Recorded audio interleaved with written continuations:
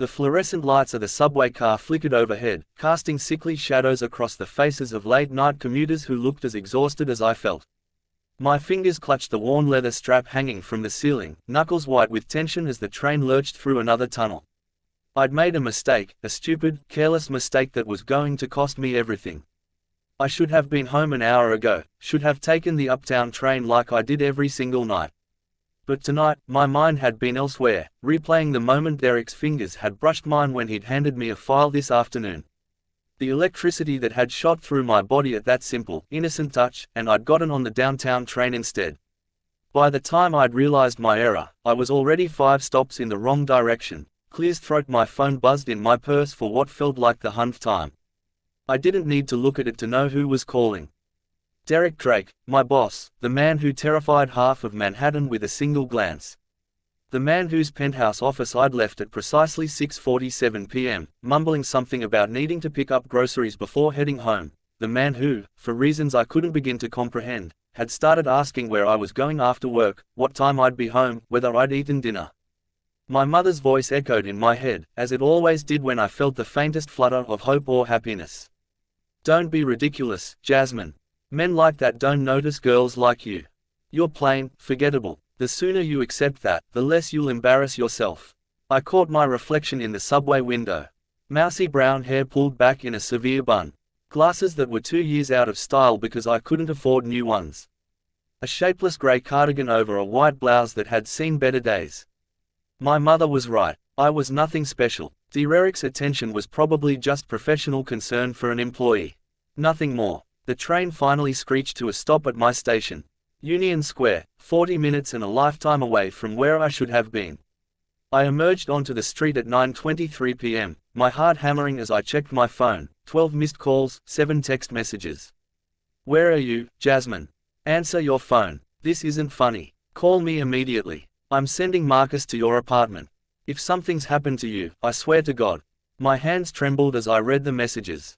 There was an edge to them, Clear's throat, something I'd never heard from Derek before. Not anger exactly, but something darker, more possessive. It made my stomach twist with an emotion I couldn't name. I lived in a rent-controlled walk-up in Alphabet City, the kind of building where the heating was unreliable and the neighbors' arguments bled through paper-thin walls. It was a 20-minute walk from the subway through streets that got progressively emptier and darker with each block. I usually tried to be home before sunset. Tonight, I was walking through shadows. My footsteps echoed on the pavement as I hurried past shuttered bodies and graffitied storefronts. A group of men lounging outside a corner bar called out something that made my cheeks burn, but I kept my head down, walking faster. Almost there. Just 3 more blocks. That's when I saw the car, a black Escalade with tinted windows, idling at the curb directly in front of my building. My steps faltered. I recognized that car. I'd seen it parked outside Drake Industries headquarters every morning when I arrived for work. Seen Derek's driver, Marcus, open the rear door with practiced precision. What was Derek's car doing here? As if in answer, the rear door swung open, and Derek himself emerged onto the sidewalk. Even in the dim streetlight, he was devastating. Clear's throat, 6'3" of lean muscle wrapped in an impeccably tailored charcoal suit that probably cost more than 3 months of my rent. His dark hair was slightly disheveled, as though he'd been running his hands through it, and his jaw was tight with barely controlled emotion. His eyes found mine across the distance, and the intensity of his gaze stopped me dead in my tracks. I'd seen Derek angry before, watched him reduce grown men to stammering apologies with nothing more than a cold stare, but this was different. This was fury mixed with something that looked almost like fear, and it was directed entirely at me. "Where?" he said, his voice carrying across the empty street with deadly quiet. "Have you been?" I stood frozen on the sidewalk, my purse clutched to my chest like a shield. I took the wrong train. "I'm sorry, Mr. Drake. I didn't mean to." "You didn't mean to ignore 12 phone calls." He moved toward me, each step measured and predatory. "You didn't mean to disappear for 2.5 hours without a word." "I didn't think." "No, you didn't think." He stopped directly in front of me. Close enough that I had to tilt my head back to maintain eye contact. Close enough that I could smell his cologne. Something expensive and woodsy that made my knees weak. "You didn't think that maybe, just maybe, someone might be concerned when you vanished into thin air." Concerned. The word came out as barely a whisper. "Why would you be concerned about me?" Something flickered across his face. Surprise maybe, or disbelief. Why would I? He stopped, jaw clenching. Do you have any idea what goes through my mind when one of my people doesn't answer their phone? The things that could happen to someone in this city, especially at night, especially. He cut himself off, but not before I heard it, especially to you. I'm sorry, I said again, hating how small my voice sounded. I should have called. I didn't think you'd notice. Didn't think I'd notice. He repeated the words like they physically pained him. Jesus Christ, Jasmine. It was the first time he'd ever used my first name. In the 6 months I'd worked as his secretary, it had always been Miss Cole delivered in that crisp, professional tone that made it impossible to tell what he was thinking. Hearing my name in his voice, rough with emotion, stripped of that careful control, did something dangerous to my equilibrium. You're shaking, he observed, his gaze dropping to where my hands trembled against my purse. Are you cold? Before I could answer, he was shrugging out of his suit jacket and draping it around my shoulders. The silk lining was still warm from his body, and it smelled clear throat like him. That intoxicating mixture of expensive cologne and something uniquely Derek that made my head spin. Mr. Drake, I can't. Yes, you can. His hands lingered on my shoulders for a moment longer than necessary, his thumbs brushing against my collarbones through the thin fabric of my blouse. And when we're alone, you can call me Derek. My breath caught. That wouldn't be appropriate. Appropriate. The profanity sounded strange coming from him. Rough and unpolished in a way that sent heat pooling low in my belly. Do you know what the last 2 hours have been like? Calling your phone over and over, getting voicemail, sending Marcus to your apartment, having him report that you weren't home, that your neighbors hadn't seen you, imagining every possible scenario. I'm fine, I interrupted, my voice steadier than I felt. Really, I just made a mistake with the subway. It won't happen again. It won't, he agreed. Because from now on, Marcus will drive you home every night. I stared at him. That's not necessary. I can take the subway. Clearly, you can't since you ended up on the wrong side of Manhattan. His eyes held mine, brooking no argument. Marcus will drive you every night. No exceptions. Mr. Drake. Derek. I tried the name on my tongue, feeling simultaneously thrilled and terrified by the intimacy of it. I appreciate the offer, but I can't accept. It wouldn't be right. Why not? Because I struggled to articulate what my mother's voice was screaming in my head. He's just being polite. He doesn't actually care. You're making this into something it's not because you're my boss. And this goes beyond professional concern. I don't want to be a burden. His expression darkened. A burden. I know how busy you are. How important your time is. I can't ask you to. You're not asking. I'm telling you. He stepped closer, eliminating what little space remained between us. Do you know what I saw tonight, Jasmine? When you didn't answer your phone. When I couldn't find you, I saw every terrible thing that could happen to someone like you in a city like this. Someone like me, I echoed. Beautiful, he said simply. And the word hit me like a physical blow. Kind, completely unaware of how men look at you when you walk by. I couldn't breathe, couldn't process what he was saying. Beautiful me. I'm not. I started, but he cut me off. Yes, you are. His hand came up to cut my face, his thumb tracing along my cheekbone with devastating gentleness. And the thought of something happening to you, of someone hurting you because I wasn't there to prevent it. His jaw clenched. I can't. I won't let that happen. This wasn't professional concern. This was something else entirely. Something possessive and protective and utterly clear throat, terrifying in its intensity. Why do you care? I whispered. I'm just your secretary. Just my. He laughed, but there was no humor in it. Is that really what you think? That you're just my secretary? What else would I be? He was quiet for a long moment, his dark eyes searching mine as though trying to read secrets written beneath my skin. Finally, he spoke, his voice low and rough with emotion I couldn't name. Come upstairs with me. My heart stopped. What? Your apartment. Let me walk you up. Make sure you get inside safely. It was a reasonable request, gentlemanly even. But the way he said it, like he needed to see me safe behind a locked door before he could breathe again, made it feel like something more. Okay, I heard myself say. We climbed the 5 flights of stairs in silence. The elevator had been broken for 2 weeks, but I'd been too embarrassed to mention it to the super. Derek followed close behind me, his presence at my back both comforting and unnerving. I was hyper-aware of every step, every breath, the way his jacket swamped my smaller frame. My apartment was on the 5th floor at the end of a dimly lit hallway that smelled of old cooking oil and something I preferred not to identify. I fumbled with my keys, my hands still trembling until Derek gently took them from me. "Let me," he unlocked the door with steady hands, then stepped inside first. "Stay here." Before I could protest, he was moving through my tiny studio apartment with the practiced efficiency of someone used to assessing threats. He checked the bathroom, looked under the bed, examined the fire escape window to make sure it was locked. Only when he was satisfied did he turn back to me. "All clear." I stepped inside, suddenly self-conscious about the cramped space. My entire apartment would probably fit inside Derek's office bathroom. The furniture was all second-hand. A futon that doubled as my bed. A rickety table with 2 mismatched chairs.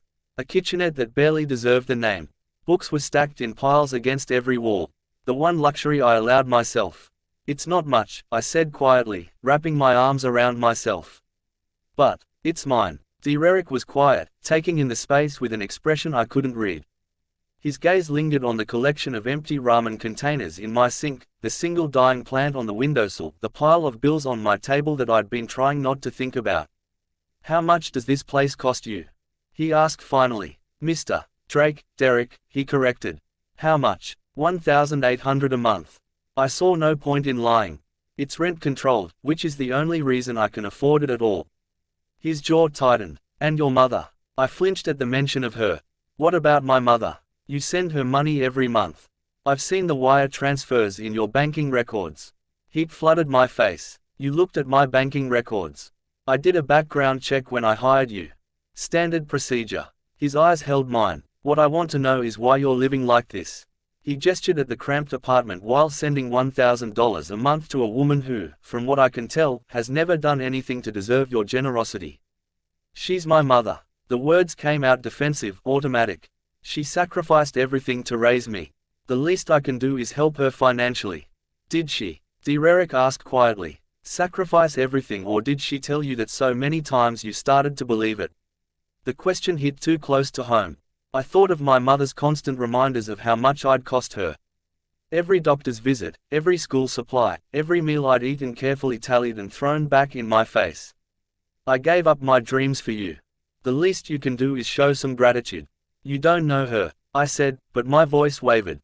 "I know enough." He moved closer, his presence filling the small space. "I know she calls you at work 3 times a week. I know every call leaves you upset, even though you try to hide it. I know you skip lunch to save money because you're sending half your paycheck to someone who makes you feel worthless." Tears stung my eyes. "Stop." "Why?" "Because it's true." His voice softened. "Jasmine, you're brilliant at your job. Organized, efficient, capable of anticipating what I need before I ask for it. You're the best secretary I've ever had. And that's saying something considering the parade of incompetence I've employed over the years. Then why do you treat me like I'm about to break?" The question burst out before I could stop it. "Why do you watch me the way you do? Why did you panic tonight when I was late? Why does it matter to you?" "Because," he said, and there was something raw in his voice now. Something unguarded. "I can't stop thinking about you. Every time you bite your lip when you're concentrating. Every time you blush when I stand too close. Every time you drop something and bend over to pick it up, and I have to remind myself that touching you would be the worst kind of line to cross." He took a breath. "I'm obsessed with you, Jasmine. Have been since the day you walked into my office for your interview, looking terrified and determined in equal measure." I couldn't speak, couldn't move, couldn't do anything but stare at this man who'd just turned my entire world upside down with a handful of sentences. "That's why I care," he continued. "That's why I panicked tonight. Because the thought of something happening to you, of losing you before I've even..." He stopped, jaw clenching. "I need to go before I do something we'll both regret." He moved toward the door and panic seized me. "Wait," he stopped, his hand on the doorknob. "Yes, thank you," I said softly, "for coming to check on me, for caring, even when I don't understand why." He looked back at me over his shoulder, and the heat in his gaze nearly knocked me off my feet. "Get some rest, Jasmine." Clear's throat. "Marcus will be here at 7:30 tomorrow morning to drive you to work. Don't argue." Then he was gone, leaving me alone in my tiny apartment with his jacket still draped around my shoulders and the echo of his confession ringing in my ears. "I'm obsessed with you." I sank onto my futon, my mind reeling. This couldn't be real. Men like Derek Drake didn't become obsessed with women like me. My mother had made that abundantly clear my entire life. I was plain, forgettable, nothing special. But the way he'd looked at me tonight, like I was precious, like losing me would destroy him. That hadn't been imaginary. That had been real. My phone buzzed with a text message from Derek. "Lock your door. Set the deadbolt. And Jasmine, sleep well. Tomorrow we need to talk." I did as he instructed, turning the deadbolt with trembling fingers. Then I collapsed back onto my futon, still wearing his jacket, breathing in his scent and trying to process what had just happened. Derek Drake was obsessed with me. And God helped me. I was starting to realize I might be obsessed with him, too. I didn't sleep. How could I, when every time I closed my eyes, I saw Derek's face? The raw hunger in his expression when he'd called me beautiful, the way his thumb had traced my cheekbone like I was something precious and fragile. At 7:28 a.m., I was waiting by my building's entrance, wearing my usual uniform of sensible slacks and a modest blouse, my hair scraped back in that severe bun my mother always insisted made me look presentable. I'd tried to return Derek's jacket to its pristine condition, but it still smelled like him, and I'd spent far too long that morning breathing it in before forcing myself to fold it carefully and place it in my bag. The black Escalade pulled up at precisely 7:30. Marcus emerged from the driver's seat, his expression professionally neutral as he opened the rear door for me. "Good morning, Miss Cole." "Good morning, Marcus." I hesitated at the door. "This really isn't necessary. I can take the subway." "Mr. Drake was quite clear on this matter, miss." Something that might have been amusement flickered across his weathered face, and I've worked for him long enough to know when arguing is pointless. I climbed into the back seat, my cheeks burning. The interior smelled of leather and wealth, so far removed from the subway's stale air and suspicious stains that it felt like entering another dimension. As Marcus pulled into traffic, my phone buzzed. A text from my mother. "You didn't call yesterday. I suppose you're too busy with your important job to check on your own mother, the woman who sacrificed her youth raising you." Guilt twisted in my stomach, automatic and familiar. I started to type a response, then stopped as another message appeared. This one from Derek. "Did Marcus pick you up on time?" "Yes," I typed back. "Thank you. This really isn't necessary, though." His response was immediate. "It is to me. We'll talk when you get in." 23 minutes later, the Escalade pulled up in front of Drake Industries headquarters, a gleaming tower of steel and glass that dominated the Manhattan skyline. Marcus opened my door and I stepped out onto the sidewalk where other early morning workers rushed past, clutching their coffee and their ambitions. "Have a good day, Miss Cole." Marcus said, "Thank you." I paused. "Marcus, how long have you worked for Mr. Drake?" 12 years, miss." "Have you ever seen him?" I struggled to find the right words. "Has he ever acted this way before about an employee?" Marcus's expression remained carefully neutral, but I saw understanding in his eyes. "No, miss. Never." The elevator ride to the 47th floor felt both too long and too short. My stomach churned with anticipation and dread in equal measure. What did Derek want to talk about? Last night's confession, the way he touched my face like I was something worth treasuring. The executive floor was still mostly empty when I arrived. It was only 7:53 and most employees didn't filter in until 9. I unlocked the outer office that served as my workspace, separated from Derek's inner sanctum by a heavy oak door that was currently closed. I'd barely set down my bag when that door opened, and Derek stood framed in the doorway. He looked like he'd slept about as well as I had. There were shadows under his eyes, and his hair was slightly disheveled, as though he'd been running his hands through it. But he was still devastatingly handsome in a navy suit that emphasized his broad shoulders and lean frame. "You're early," he observed. "So are you." I never left. He gestured to his office. "Come in, please." My legs felt unsteady as I crossed the threshold into his domain. I'd been in Derek's office hundreds of times, but it felt different now. Charged with the same electricity that had crackled between us in my cramped apartment. The office was exactly what you'd expect from a man at Derek's position. Floor-to-ceiling windows offering a panoramic view of the city, sleek modern furniture, and abstract art on the walls that probably cost more than my annual salary. A Barrett in the corner held crystal decanters filled with amber liquid and a leather sofa faced the windows where he probably conducted his more informal business meetings. "Coffee?" he asked, moving to the espresso machine in the corner. "I can make it. That's my job. Humor me." He began preparing 2 cups with practice efficiency. "How do you take it?" "2 sugars, splash of cream." He handed me a cup moments later, our fingers brushing in the exchange. That same electric shock from yesterday shot through me. And from the way his eyes darkened, he felt it too. Sit, he said, gesturing to the leather couch. I perched on the edge, my spine rigid, both hands wrapped around the warm cup like a shield. Derek sat beside me, not touching, but close enough that I could feel the heat radiating from his body. About last night, he began. You don't have to explain. The words tumbled out in a rush. I know you were just worried about an employee. You don't need to. Jasmine, my name in his voice, rough, commanding, stopped my rambling. Look at me. I forced myself to meet his gaze. Everything I said last night was true, he said quietly. I'm obsessed with you. Have been for months. Every day you walk into this office and I have to stop myself from pulling you into my lap and showing you exactly what you do to me. Heat flooded my face. That's you can't say things like that. Why not? Because you're my secretary. His laugh was bitter. You think I don't know that? You think I haven't spent 6 months trying to convince myself that this is just some passing attraction that will fade if I ignore it? And has it? My voice was barely a whisper. Faded. No. He set down his cup and turned to face me fully. It's gotten worse. Exponentially worse. Do you know what I did last night after leaving your apartment? I shook my head. I sat in my car for 2 hours watching your window to make sure no one tried to break in. Then I went home and reviewed the security footage from your building. My blood ran cold. What security footage? The cameras I had installed 3 weeks ago in the lobby, the stairwells, the hallway outside your apartment. His expression was unapologetic. You live in a building with no security, Jasmine. Anyone could walk in off the street. You've been watching me. Anger cut through my confusion. For 3 weeks, protecting you, he corrected. There's a difference. No, there isn't. I stood abruptly, coffee sloshing over the rim of my cup. That's stalking, Derek. That's a violation of my privacy. I know. He stood too, closing the distance between us.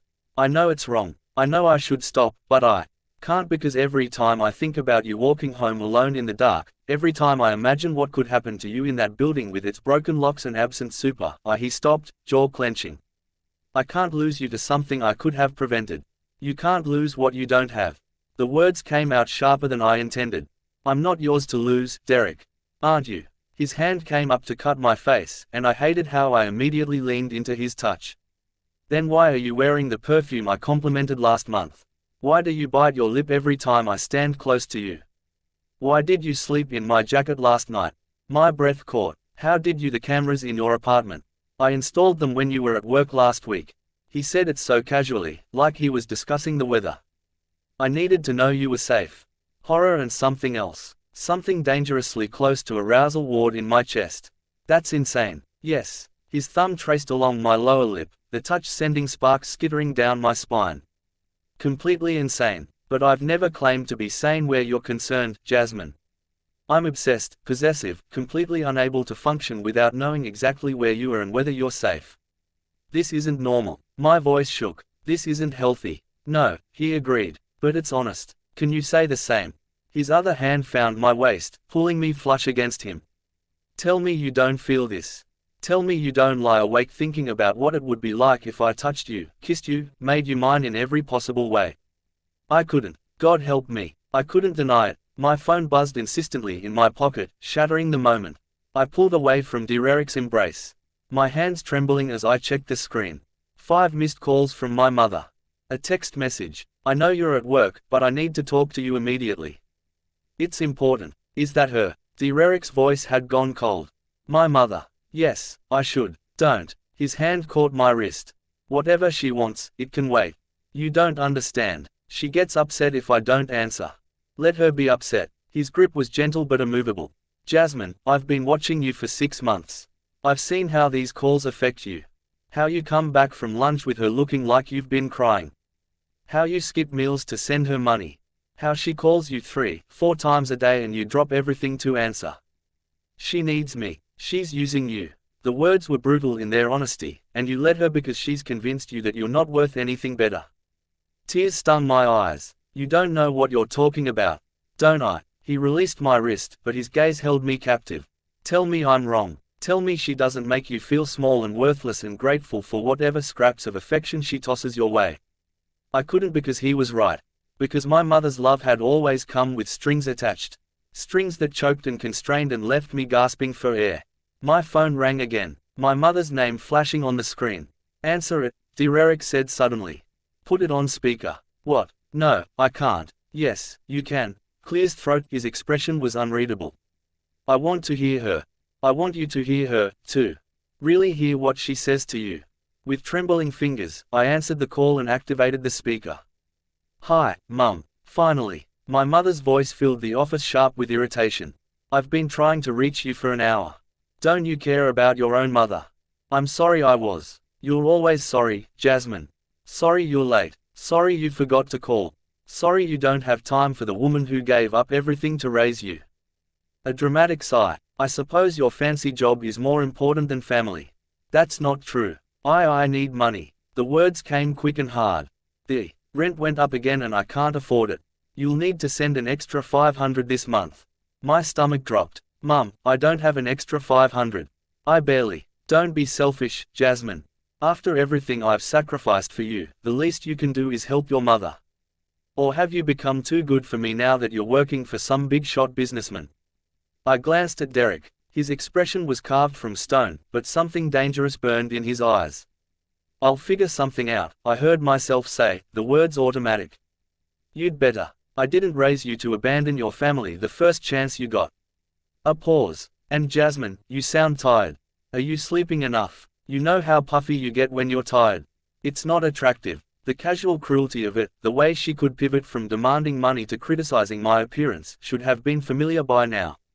But hearing it with Derek listening, seeing his jaw clench with barely controlled rage, made me realize how thoroughly abnormal this was. I have to go, Mum. I'm at work. Fine. Send the money by Friday and try to do something with your hair. That bun makes you look like a spinster. She hung up before I could respond. The silence in Derek's office was deafening. How long? His voice was dangerously quiet. How long? What? How long has she been doing this to you? Making you feel worthless while draining you dry. She's my mother. She's not, she's a parasite. The words were brutal. A narcissist who spent your entire life convincing you that you're not good enough, not pretty enough, not worthy of love or happiness or anything that doesn't directly benefit her. Tears spilled down my cheeks. You don't understand. I understand perfectly. He crossed to me, his hands framing my face with devastating gentleness. I understand that you've been so thoroughly conditioned to accept scraps that you can't even recognize when someone is trying to give you everything. Everything, I choked on the word. Everything, he confirmed. My protection, my devotion, every resource at my disposal used to make sure you never want for anything again. His thumbs wiped away my tears. Starting with your mother. What are you going to do? His smile was cold. I'm going to show her what happens when someone hurts. What's mine? You can't just, I started. But Derek's phone buzzed before I could finish the protest. He glanced at the screen, his expression darkening. I have a meeting in 10 minutes. We'll continue this discussion tonight at my place. Your place. My voice climbed an octave. Derek, I don't think 7 o'clock. Marcus will pick you up at 6:30.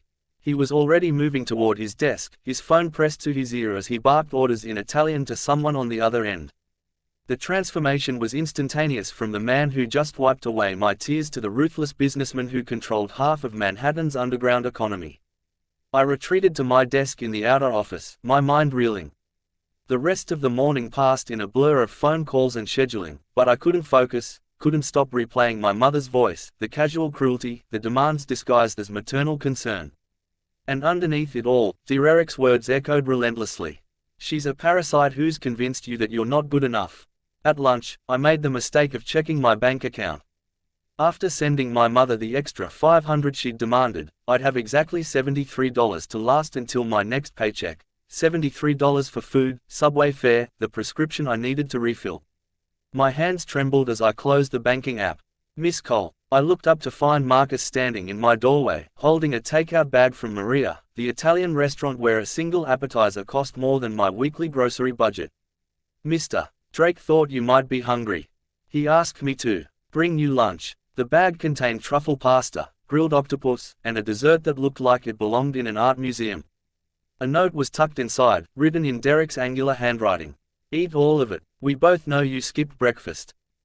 I should have been annoyed by his presumption. Instead, tears pricked my eyes as I took my first bite of the pasta. It was the most delicious thing I'd ever tasted. Rich and decadent and so far removed from my usual diet of ramen and bodega sandwiches that it felt like eating in another language. My phone buzzed. My mother again. Did you send the money yet? I'm waiting. I transferred the $500 with shaking fingers, watching my bank balance plummet into the danger zone. Then I set my phone face down on my desk and forced myself to eat every bite of the meal Derek had sent. Even though guilt twisted my stomach with each forkful, the afternoon crawled by with agonizing slowness. Derek emerged from his office twice, once to deliver documents that needed filing. Once to tell me in clipped tones that his 7 o'clock meeting had been moved up, so I should be ready to leave by 6. Both times his gaze lingered on me with an intensity that made my skin feel too tight. At 5:58, I was gathering my belongings when Derek appeared in my doorway, his suit jacket slung over one shoulder. Ready. I should probably just go home. I'm sure you have more important. Nothing is more important than this conversation. He held out his hand. Come on. The ride to his penthouse was silent, except for the soft jazz playing through the car's speakers. Derek sat beside me in the back seat, close enough that our thighs brushed with every turn, his hand resting possessively on the seat between us. Close enough to touch but not quite making contact. Where do you think you first saw me? He asked suddenly. The day of your interview. I glanced at him, confused by the non-sequitur. Yes, 6 months ago. Your office wrong. A slight smile curved his lips. It was 7 months ago. Café Rayo in the village. My breath caught. I remembered that day with crystalline clarity. A rare afternoon off, sitting alone at a corner table with a paperback novel and the cheapest item on the menu. A man had been at the bar nursing an espresso and working on his laptop. I'd noticed him because he was impossibly handsome. Because he'd looked up and caught me staring. Because for one electric moment, our eyes had met. And that was you. The words came out as barely a whisper. That was me. His gaze held mine. Do you remember what you were reading? Jane Eyre. You were so absorbed in it that you didn't notice when your coffee went cold, didn't notice when the waiter tried to refill your cup 3 times.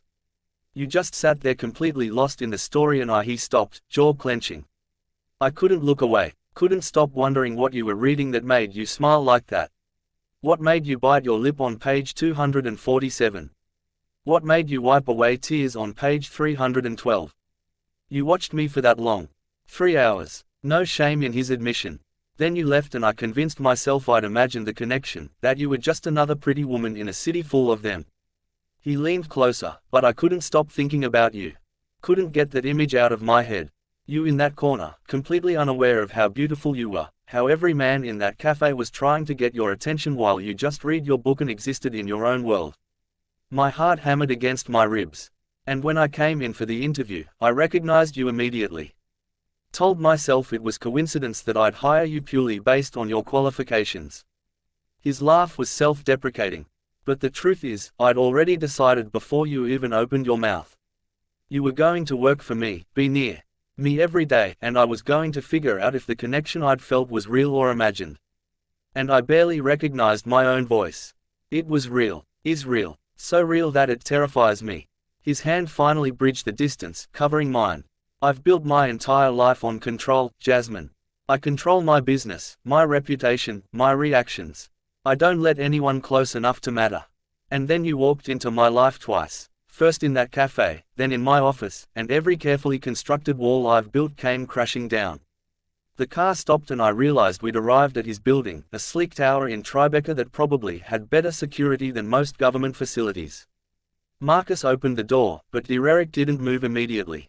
I need you to understand something before we go upstairs, he said quietly. What I'm about to offer you, the arrangement I'm proposing, it's not charity, it's not pity, it's pure selfishness on my part. What arrangement? Come upstairs, please. His penthouse was everything I'd imagined. Floor-to-ceiling windows showcasing the city lights, minimalist furniture and shades of black and grey, artwork that probably cost more than my building. But it was the personal touches that caught my attention. A well-worn copy of The Count of Monte Cristo on the coffee table. A vintage record player in the corner. Photographs on the mantel showing a younger Derek with an elderly man who had the same sharp jawline. My grandfather, Derek said, noticing my gaze. He raised me after my parents died. Taught me everything about the business, both the legitimate and the less than legitimate parts. I'm sorry about your parents. Don't be. I barely remember them. He moved to the bar, pouring 2 glasses of wine. But my grandfather, he understood what it meant to protect what's yours, to do whatever necessary to keep your people safe. He handed me a glass, then gestured to the couch. We sat, and for a moment, he just looked at me. Really looked like he was memorizing every detail. I want you to move in here, he said finally. I nearly dropped my wine. What? Move in with me. Let me take care of you. Your rent, your expenses, your mother's demands, everything. I can't. That's insane, is it? He set it down his glass and turned to face me fully. You're barely surviving, Jasmine. You send half your paycheck to a woman who treats you like a burden. You skip meals. You live in a building that isn't safe. You're drowning, and I'm offering you a lifeline. In exchange for what? The question came out harsher than I intended. What do you want from me? Everything. He didn't hesitate. Your time, your trust, your presence in my life. I want to wake up knowing you're safe. I want to fall asleep with you in my bed. I want to erase every lie your mother ever told you about your worth and replace them with truth. This isn't normal, Derek. This isn't how relationships work. I'm not offering a normal relationship. His hand found mine again. I'm offering protection, security, a chance to exist without constantly looking over your shoulder, worrying about money, sacrificing yourself for someone who doesn't deserve it. And if I say no, his jaw tightened, then I'll respect your choice. But I won't stop trying to take care of you. The car service continues. The meals continue. The security cameras, those aren't negotiable.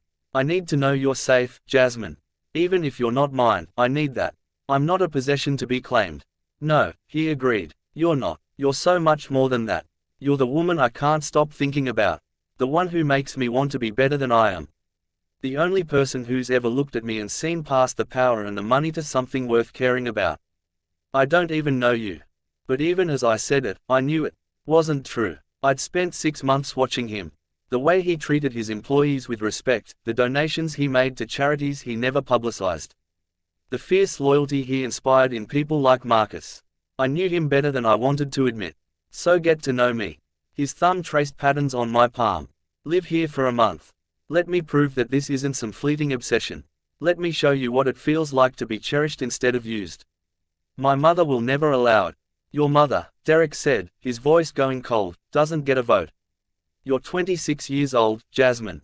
You don't need her permission to choose your own life. The truth of it hit me like a physical blow. 26 years old, and I was still seeking my mother's approval, still trying to be good enough, pretty enough, grateful enough. I need time to think. Take all the time you need. He raised my hand to his lips, pressing a kiss to my knuckles. But while you're thinking, stay here tonight. Let me make you dinner. Let me show you what your life could be. Every logical part of my brain screamed that this was too fast, too intense, too everything. But the part of me that had spent 26 years feeling invisible, unwanted, not enough, that part whispered. What if he's telling the truth? What if you could have this? One night, I heard myself say, just dinner, then I'm going home. His smile was triumphant. One night for now, Derek cooked. I watched from a bar stool at the kitchen island, still processing the surreal reality of watching a man who controlled Manhattan's underworld expertly dice vegetables and sear scallops in a copper pan. He'd rolled up his shirt sleeves, exposing forearms corded with muscle. And there was something devastatingly attractive about the casual domesticity of it. My grandfather believed that a man who couldn't feed himself was only half a man, he said, noticing my stare. He made sure I could handle a kitchen before he taught me how to handle a boardroom. And the other parts of the business, I asked, then immediately regretted it. But Derek just smiled, something dark and knowing. Those came later after I'd proven I could survive on my own terms. He plated the scallops with practiced precision, adding some kind of sauce that smelled like heaven. Eat, then we'll talk about the things you really want to know. The meal was exquisite. Perfectly seared scallops with a brown butter sauce, roasted asparagus, and a risotto so creamy it made me want to weep. I was acutely aware of Derek watching me eat, his gaze tracking every bite, every small sound of pleasure that escaped my lips. You're staring, I said finally, setting down my fork. Can't help it. You make the smallest things look erotic. His voice dropped. The way you close your eyes when something tastes good. How you bite your bottom lip before taking another bite. Every unconscious gesture makes me want to. He stopped, jaw clenching. Tell me about your mother. The real story, not the sanitized version. Clear's throat. I took a long sip of wine, needing the liquid courage. What do you want to know? Everything. When did she start making you feel worthless? The question was so blunt it stole my breath. I don't. Yes, you do. He leaned back in his chair, his posture deceptively relaxed. You remember the exact moment you realized she saw you as a burden instead of a blessing. Everyone does. He was right. I remembered with painful clarity. I was 12, standing in my mother's bedroom doorway in a new dress she'd bought me for school pictures. I'd been so excited. It was rare that she bought me anything new. But when I'd shown her, spinning so the skirt flared out, she'd looked at me with such cold assessment. It's fine, I suppose, though it does make your hips look wider. We'll need to watch your portions. Then she'd turned back to her mirror, dismissing me. And Jasmine, stop smiling so much. It makes your face look fat. I told Derek this, my voice barely above a whisper. Told him about the years of carefully calibrated criticism. Never quite pretty enough, never quite thin enough, never quite grateful enough for the sacrifice of being raised by a single mother who'd given up everything to have me. Did she? Derek asked quietly. Give up everything she says she did. That she could have been a model. That having me ruined her body and her chances. That I owe her ___. The profanity was sharp. That's manipulation, Jasmine. Classic narcissistic parent playbook. Make the child feel perpetually indebted so they never question being used. You sound like you have experience with this. His expression shuddered. My mother wasn't much. Clear's throat better before she died. My grandfather spent years undoing her damage, teaching me that love shouldn't feel like debt. He reached across the table, covering my hand with his. Your mother is never going to change, never going to suddenly realize your worth and treat you accordingly. The only thing you can control is whether you continue allowing her to bleed you dry. She's my mother, I said automatically, the old defense mechanism kicking in. She's an abuser. Derek's voice was gentle but implacable. And you're her victim, but you don't have to be anymore. My phone buzzed on the counter. Another text from my mother. Derek's gaze flicked to it, then back to my face. Answer it, he said. I want to see what excuse she has this time. I unlocked my phone with trembling fingers. The message was exactly what I'd expected. Did you send the money? I can't pay my bills because my daughter is too busy with her fancy life to care about her own mother. I suppose I shouldn't be surprised. You've always been selfish. Give me the phone, Derek said quietly. What? No, Jasmine, give me the phone. Something in his voice, command mixed with absolute certainty, made me comply. I watched my heart in my throat as his thumbs flew over the keyboard. What are you doing? Panic edged my voice. Something you should have done years ago. He showed me the screen. The message read, This is Derek Drake. I'm Jasmine's employer and partner. Any future requests for money should be directed to me, not her. She will no longer be supporting you financially. If you have concerns about this arrangement, my lawyers will be happy to discuss it. Have a pleasant evening. You can't. I started, but he'd already hit send. My phone began ringing immediately, my mother's name flashing on the screen. Don't answer it, Derek said. She'll keep calling. She'll show up at my apartment. Then it's good you'll be staying here. He said it so casually, as if it were already decided. Where she can't reach you without going through building security, and I promise you, my security doesn't let anyone pass the lobby without my explicit approval. I never agreed to stay here. No, he conceded, but you will because deep down you know I'm right. You know that staying in that apartment, continuing to sacrifice yourself for a woman who sees you as an ATM is killing you slowly. He moved around the table, pulling me to my feet. I'm offering you a way out, Jasmine. Safety, security, a chance to exist without constantly apologizing for taking up space. And what do you get out of this arrangement? My voice was shakier than I wanted. Really, you. His hands framed my face. I get to wake up knowing you're safe. I get to watch you eat meals without worrying about whether you can afford them. I get to see you relax instead of constantly tensing like you're waiting for the next criticism. His thumb traced my lower lip. And eventually, when you're ready, I get to touch you. The way I've been fantasizing about for 7 months. Heat flooded my body. This is insane. Probably. His lips curved into that dangerous smile.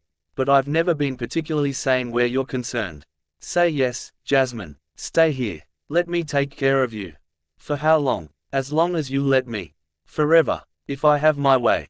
My phone was still ringing. My mother, relentless as always. I thought about going back to my cramped apartment, back to skipping meals and counting pennies and apologizing for existing. Then I looked at Derek, at the fierce protectiveness in his eyes, the careful way he touched me like I was something precious. 1 week, I heard myself say, I'll stay for 1 week. Trial basis. If it doesn't work, it will work. He kissed my forehead, lingering there. I'll make sure of it. But we need ground rules.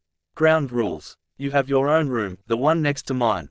You're free to come and go as you please, though Marcus will drive you anywhere you need to go. No more subway. His hands slid down to my waist. You answer my calls always. If you're going to be late, if something happens, you tell me immediately. That seems non-negotiable. His voice hardened. After last night, after not knowing where you were, that's my one absolute requirement. I need to know you're safe, Jasmine. I should have argued, should have insisted on maintaining some independence. But the memory of his panic when I'd been late, the raw fear in his voice, it spoke to something deep inside me that had never felt protected before. Okay, I agreed. I'll answer your calls. Good. His hands tightened on my waist. Second rule, your mother doesn't get your new address, doesn't get my personal number. All communication goes through me. She'll be furious. She can be furious. What she can't be is allowed to continue tearing you down. He pressed closer until I could feel the heat of his body through our clothes.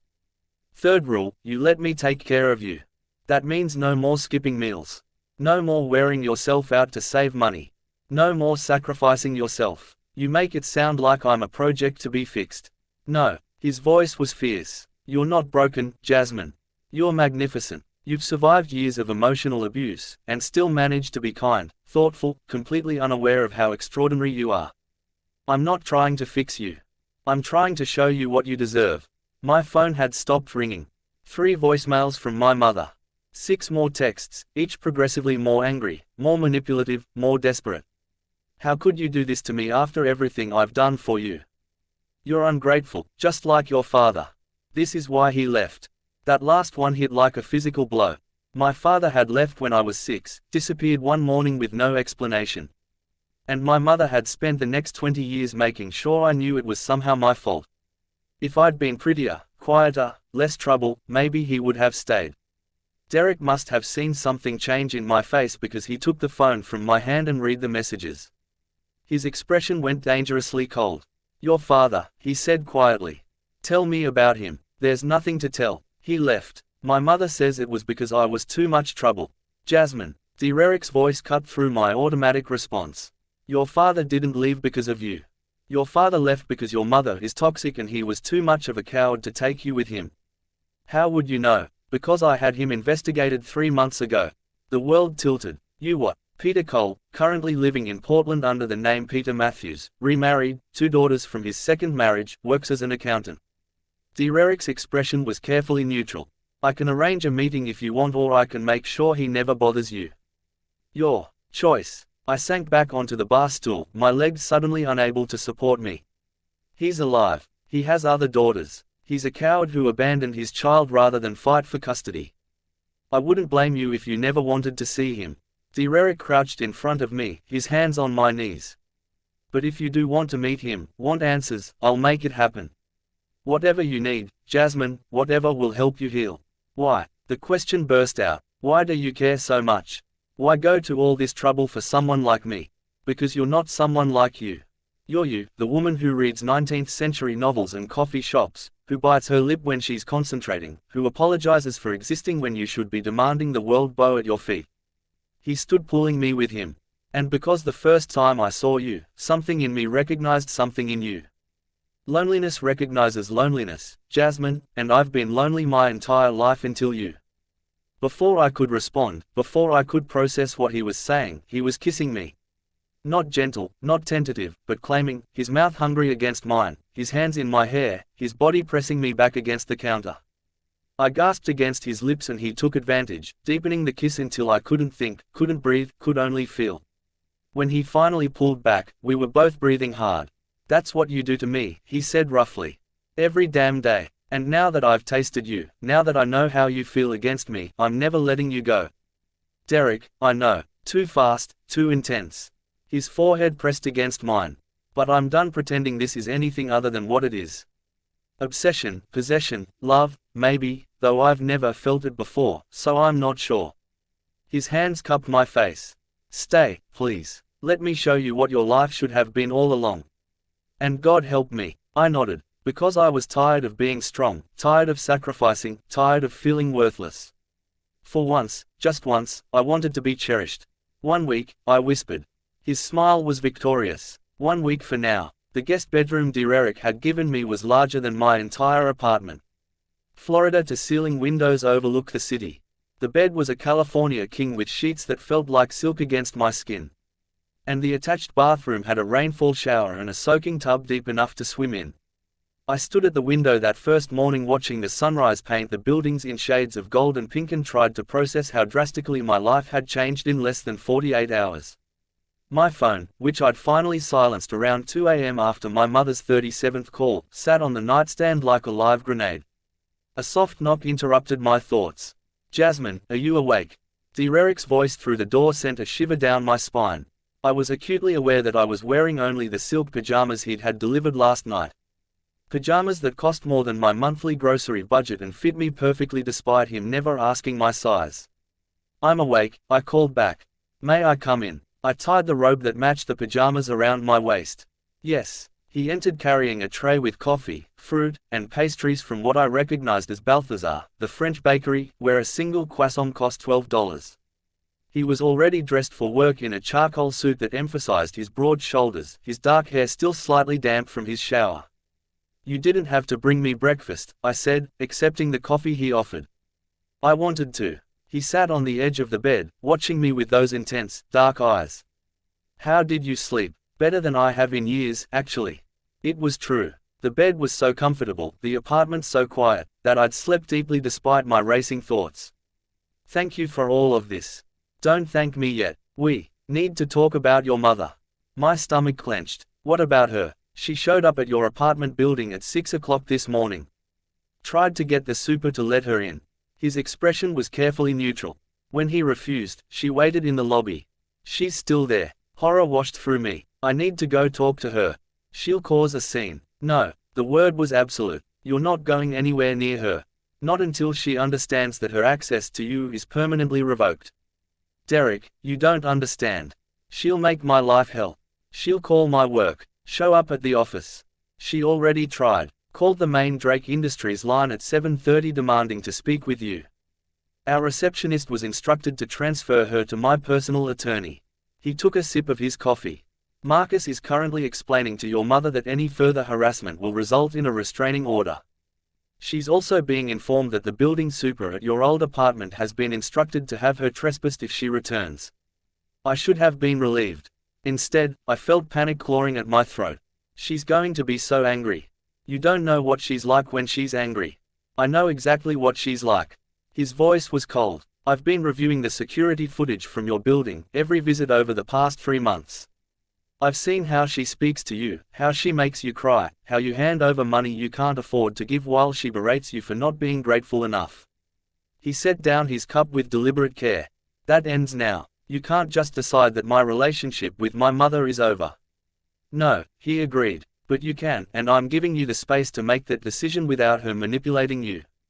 He moved closer, his hand cupping my face. Jasmine, abusers don't stop because you ask nicely. They stop when you create boundaries and enforce them. Let me be your enforcer. What if I'm making a mistake? What if she really does need me? Then she can prove it by respecting your boundaries, by not demanding money, by treating you with basic human decency. His thumb traced my cheekbone. But we both know she won't because she doesn't need you. She needs your compliance. There's a difference. My phone buzzed with another incoming call. My mother, predictable as clockwork. Don't answer it, Derek said. Let her leave a voicemail. Let her show you who she really is when she doesn't get her way. I let it go to voicemail. 30 seconds later, my phone chimed with the notification. Derek reached for it, raising an eyebrow in question. I nodded, suddenly needing to hear the truth I'd been avoiding. He put it on speaker. Jasmine Cole, you answer this phone right now. I know you're with that man. I looked him up. Derek Drake, some kind of criminal masquerading as a businessman. Is this what I raised you for? To be some mobsters __. Her voice was shrill with fury. You're making a fool of yourself. You're not pretty enough to keep a man like that interested. When he's done with you, don't come crying to me. I won't be there to pick up the pieces of your pathetic life." The message ended. Silence filled the room. "She's just upset," I heard myself say, but the words sounded hollow even to me. "She's abusive." Derek's voice was gentle but implacable. "And she's terrified because she's losing control of you. Everything she just said was designed to make you feel worthless enough to come running back." His hand found mine. "But you're not going back. Not ever." Tears spilled down my cheeks. I don't know how to be a person without her voice in my head telling me I'm not enough. "Then we'll learn together." He pulled me into his arms and I let myself collapse against his chest, breathing in his scent as I cried for the mother I'd never really had. "We'll replace every lie she told you with truth. Starting with this. You're extraordinary, Jasmine. Brilliant and kind and so beautiful it hurts to look at you sometimes." "You're just saying that." "I'm saying it because it's true." He tilted my chin up, forcing me to meet his gaze. "Do you know what I see when I look at you? A woman who survived years of emotional abuse and still managed to be gentle. Who gives to others even when she has nothing left for herself. Who reads Jane Eyre in coffee shops and makes eating scallops look like a religious experience." His voice roughened. "I see the woman I'm falling in love with, have been falling for since the moment I watched you cry over a novel and wanted to know what made you feel so deeply. Love." The word caught in my throat. "Derek, we barely know each other. I know you take your coffee with 2 sugars. I know you bite your lip when you're nervous. I know you apologize for taking up space even though you should be demanding the world rearrange itself around you." His hands framed my face. "I know that when you finally let yourself relax, when you stop waiting for the other shoe to drop, your smile could power the entire city. That's enough for me." Before I could respond, his phone rang. He glanced at it, his expression hardening. "I need to take this work, but Jasmine." He pressed a kiss to my forehead. "We're not done talking about this." He stepped into the hallway to take the call and I was left alone with my thoughts and my coffee and the dawning realization that Derek Drake was offering me something I'd never had. Unconditional acceptance. My phone buzzed again. Not my mother this time, but a text from an unknown number. "This is Peter Cole. Derek Drake's people contacted me about arranging a meeting. I understand if you don't want to see me. I wouldn't blame you. But if you do want answers about why I left, I'd like to explain. Your father." I stared at the message, my hands trembling. My father, the man who disappeared when I was 6, whose absence my mother had weaponized for 20 years. He was alive. He wanted to talk. Derek returned, taking in my expression immediately. "He contacted you. You gave him my number." "I gave him the option. He chose to use it." Derek sat beside me again. "Do you want to meet him?"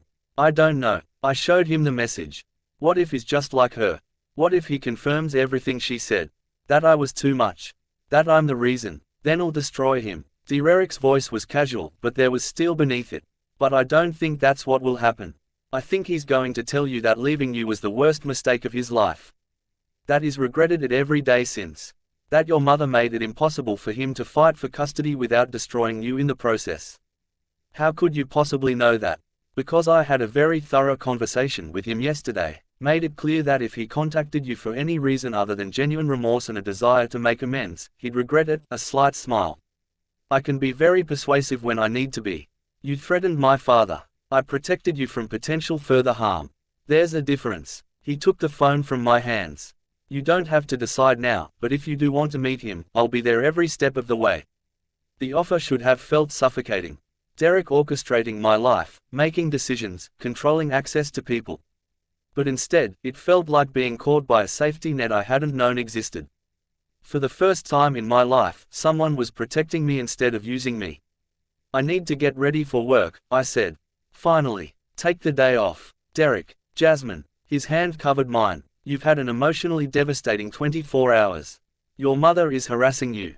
Your father has suddenly reappeared. You need time to process all of this, without the pressure of maintaining a professional facade. If I take the day off, I'll just sit here thinking in circles." "Then don't sit here. Come with me." He stood, pulling me to my feet. "I have a meeting at one of my restaurants. Come with me. See another part of my world." "Why would you want me at a business meeting?" "Because I want you everywhere. Always." His hand slid to my waist, pulling me flush against him. "And because it's time you understood exactly what you've gotten yourself into by agreeing to be mine." The restaurant was called Dante's and it occupied the ground floor of a building in Little Italy. From the outside, it looked like any other upscale Italian restaurant. Red awning, elegant signage, windows revealing white tablecloths and crystal glassware. But I recognized the men stationed outside, the way they nodded deferentially to Derek as we approached, the bulges under their jackets that suggested weapons. "This is one of your legitimate businesses?" I asked quietly as Derek held the door open. "Mostly legitimate." His hand pressed against the small of my back, guiding me inside. "It's also where I conduct certain meetings that require discretion." The restaurant was closed for lunch service, but the kitchen was clearly operational. I could smell garlic and tomatoes, hear the clatter of pans. A man emerged from the back, older than Derek by a decade, with silver streaking his dark hair and eyes that assessed me with uncomfortable intensity.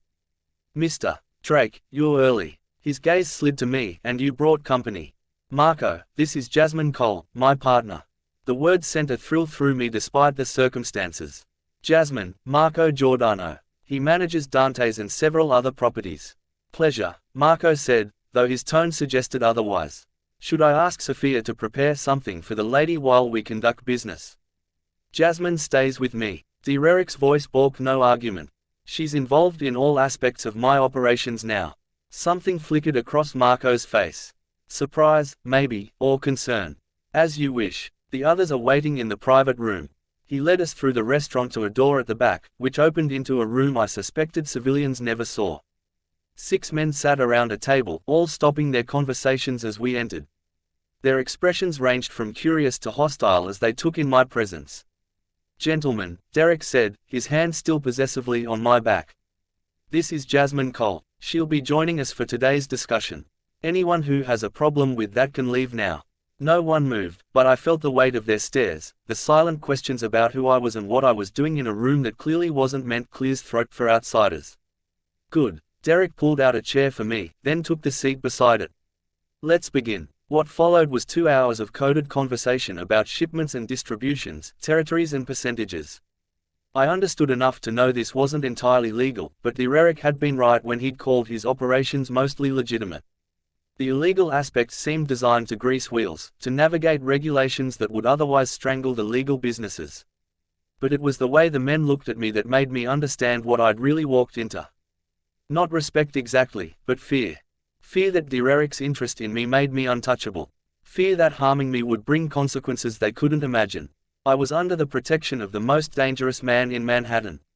And God helped me. I was starting to like it.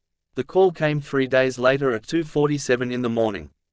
I'd been staying at Derek's penthouse for nearly a week, falling into a rhythm that felt simultaneously foreign and perfectly natural.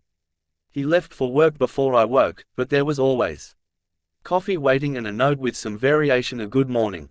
Beautiful. I'd begun working from his home office, handling calls and correspondence remotely, while he'd arranged for a temporary assistant at Drake Industries.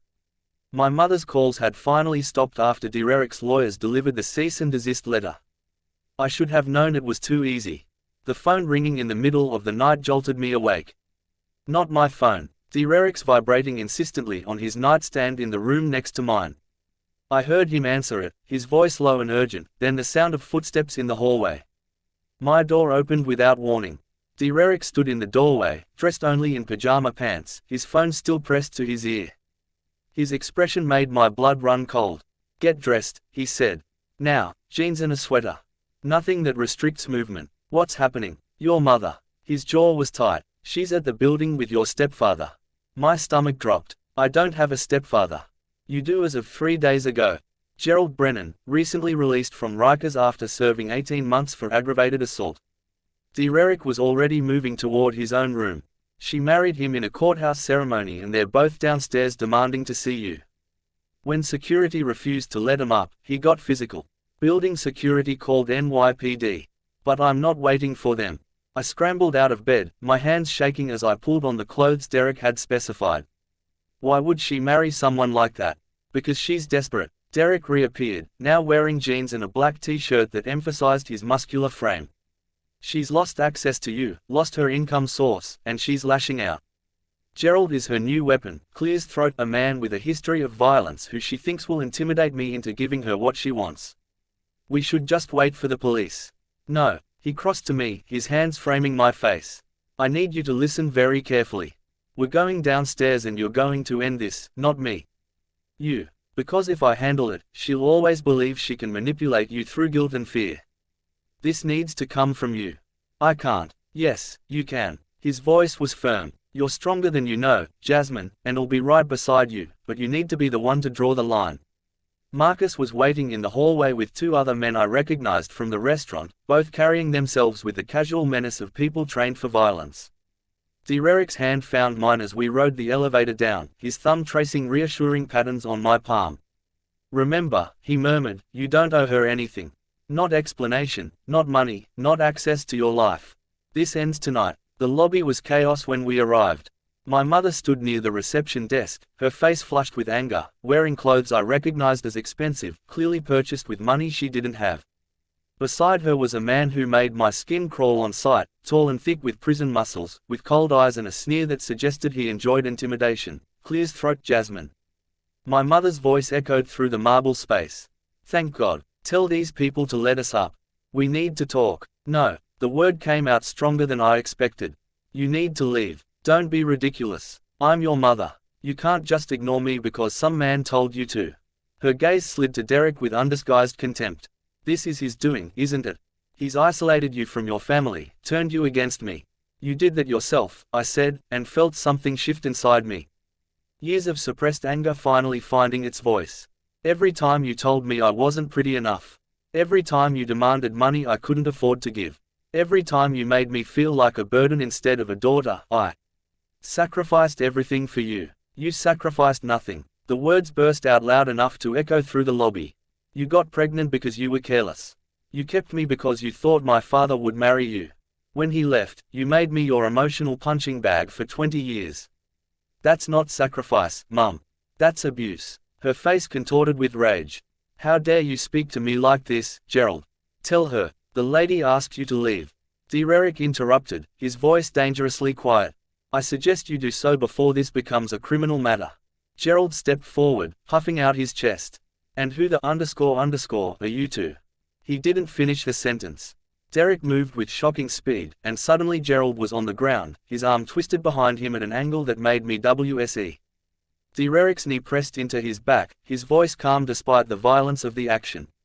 I'm the man who owns this building and the 4 buildings surrounding it and the police precinct captain who would respond to any call from this address. He increased the pressure slightly, making Gerald grunt in pain. I'm also the man who has surveillance footage of you striking a security guard 12 minutes ago. That's assault. 3rd strike puts you back in Rikers for a much longer sentence. Are we clear, Derek? I said softly. He looked up at me and something in my expression made him release Gerald, who scrambled to his feet, his face mottled with fury and humiliation. Clear's throat. Get out, I said to my mother. And don't contact me again. No calls, no texts, no showing up at places you think I might be. You're cut off permanently, you ungrateful little. She started toward me, but Derek was suddenly between us. His presence a wall she couldn't penetrate. That's enough. His voice was cold enough to freeze. You have 30 seconds to leave this building. After that, I have your new husband arrested and you charged as an accessory. Your choice. For a moment, I thought she might actually try to fight. Then I saw the calculation in her eyes, the same calculation I'd seen my entire life, weighing whether the confrontation was worth the cost. You'll regret this, she hissed at me. When he's done with you, when you're alone again, you'll come crawling back, and I won't be there. Good, I said simply. I don't want you to be. I watched her leave, watched my mother walk out of my life forever with her violent new husband, her parting shot nothing more than the empty threat of a woman who'd lost all power over me. And I felt nothing, no guilt, no regret, just a profound sense of relief. It's done, Derek said quietly, his hand finding mine. It's done, I agreed. Back upstairs, I collapsed onto his couch, adrenaline finally giving way to exhaustion. Derek sat beside me, pulling me against his chest, his hand stroking my hair with gentle repetition. I'm proud of you, he murmured. Do you know that? How much strength it took to stand up to her. I couldn't have done it without you. Yes, you could have eventually. His lips pressed against my temple. I just gave you permission to access strength you already possessed. I tilted my head back to look at him. Thank you for everything. For seeing me when I couldn't see myself. For protecting me even when I didn't think I deserved protection.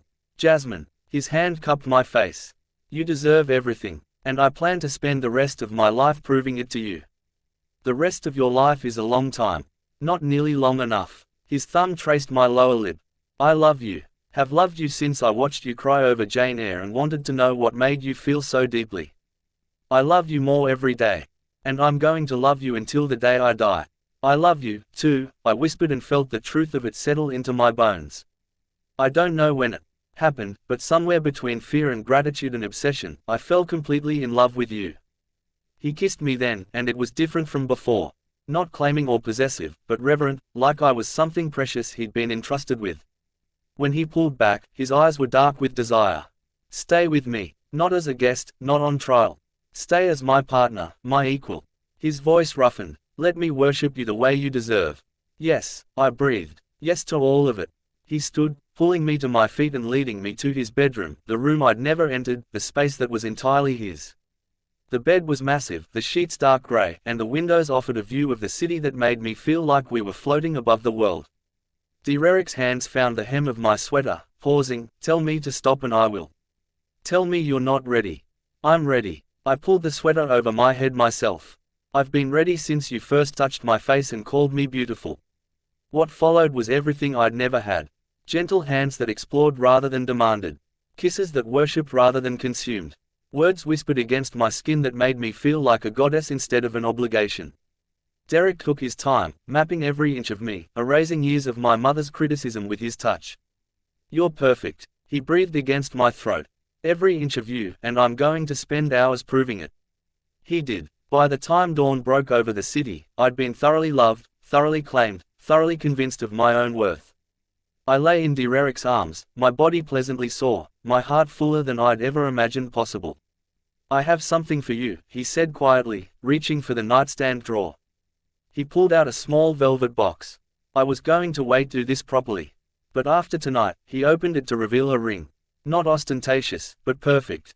A simple platinum band with a single diamond. Marry me, Jasmine. Not because I'm obsessed, though I am.